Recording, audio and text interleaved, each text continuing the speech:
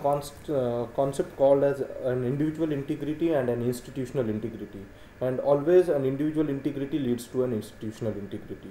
So can you quote from your personal life, because you are always your say reputation preceded your transfers. So from your personal example. Wherever the individual integrity is in alignment with the institutional integrity, both flourish. Where individuals' dishonesty comes into institutional integrity, institution suffers. Institution suffers because the leader is not trustworthy or he is weak. Institution suffers, right?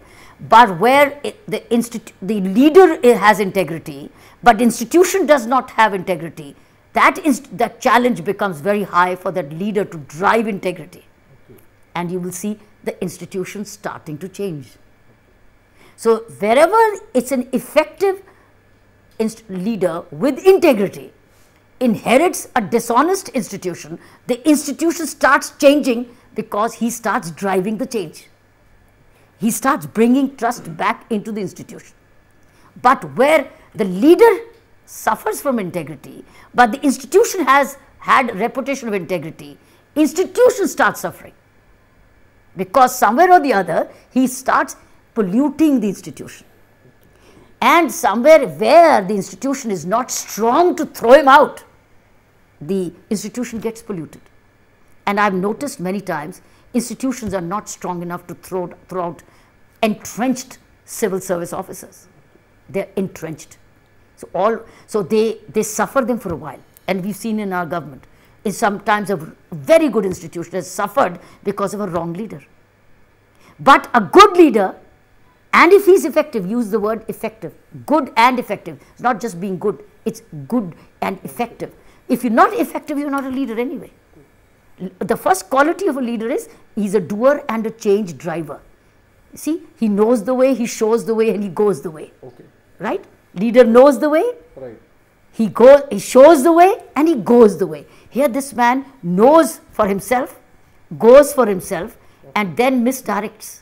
Okay. Misdirects. So the institution tests him for a while, but by the time what has happened is he's already polluted the institution. And I've seen institutions are not strong enough to throw him out, because he will be thrown out by somebody else from outside, not by the institution. Even judiciary suffered. You noticed? Even in the judiciary, you had institutions, people who were tolerated, and the judiciary, after the people have retired, said we had it, but we couldn't do this much because we didn't have enough evidence. But where it's an honest, absolutely clean person, drives the change somehow, and then starts isolating them or putting them into somewhere margins. But effectiveness means disassociation. To me, that's effectiveness, is disassociation and not tolerating. And can we say that an individual can make or break an institutional integrity then? 100%. Individual builds the institution, strengthens the institution, or weakens the institution. Depends on the integrity levels of the leader. If the integrity levels of the leader are strong and not open to vicissitudes or winds or little temptations, the whole institution benefits. But where he is halfway purchasable and is halfway, then remember the institution is also halfway, half-baked. But by the time the institution loses trust and institution suffers. So therefore, institutional leadership, the integrity of the institutional leadership is critical to the strength of that institution and the delivery capability and capacity of that institution. It gets enhanced with it's directly proportional. It's like saying the organization is directly proportional to the speed of the boss.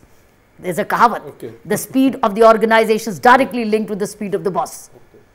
Right? Similarly, integrity and strength of the institution is directly linked with the integrity and strength of the leader. Therefore, integrity of the leader is so critical. Effective integrity, I'm not just saying, I'm honest, but what can I do? You be dishonest, I can't help it. But I have to survive, I can't go. Then I'm sorry, you need to go. You need to go. Yes.